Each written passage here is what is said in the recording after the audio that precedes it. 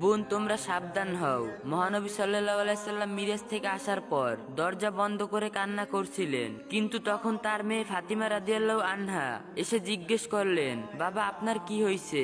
হযরত মুহাম্মদ সাল্লাল্লাহু আলাইহি সাল্লাম দরজা খুলে কেঁদে কেঁদে বললেন, মা আমাকে যখন জান্নাত দেখানো হলো তখন খুব ভালো লাগলো, কিন্তু যখন জাহান্নাম দেখানো হলো মা আমি সহ্য করতে পারলাম না।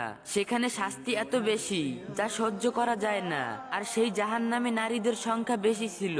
আমি দেখলাম কিছু নারীদের চুল উপরে রাখছে আর নিচে আগুন জ্বলছে, তাদের চিৎকারে মনে হচ্ছে জাহান্নাম ফেটে যাচ্ছে, কিন্তু কোনো ফেরেশতা 1 মিনিটের জন্য আগুন বন্ধ করেনি। তখন জিবরাইল আলাইহিসসালামকে জিজ্ঞেস করলাম, এদের এভাবে শাস্তি দেওয়া হচ্ছে কেন?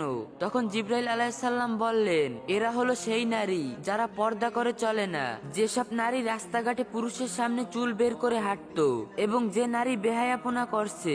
এসব শুনে ফাতেমা রাদিয়াল্লাহু আনহা বললেন, আমি নিজে পর্দা করি, তবে আজ থেকে এমন পর্দা করব যে সকল মুসলিম মা বোনেরা আমার মতোই পর্দাশীল নারী হয়ে উঠবে। আল্লাহ কি এমনি বলছেন নাকি যে নারী তোমরা পর্দা করো? এটা তিনি অনেক গভীরভাবে বলছেন, কিন্তু যে তার উল্টা নিয়মে চলবে ঠিক তেমনই তার শাস্তি হবে অনেক ভয়ানক। দুনিয়াতে আমরা মজা মাস্তি করার জন্য আসিনি, আনন্দ করার জন্য আসিনি।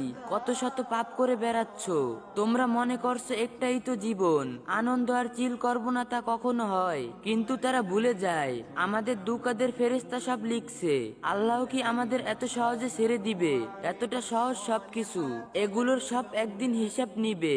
তখন হাজারবার চাইলেও এই ভয়ানক কষ্ট শাস্তি থেকে রেহাই পাওয়া যাবে না। আল্লাহ তাআলা সকল ভাই ও বোনদের বোঝার তৌফিক দান করুন এবং সকল বোনদের পর্দা করার তৌফিক দান করুন, আমিন। এই ভিডিওটা একটু বেশি বেশি কপি লিংক করে দিবেন, যাতে এই ভয়ানক শাস্তির কথা সবাই জানতে পারেন।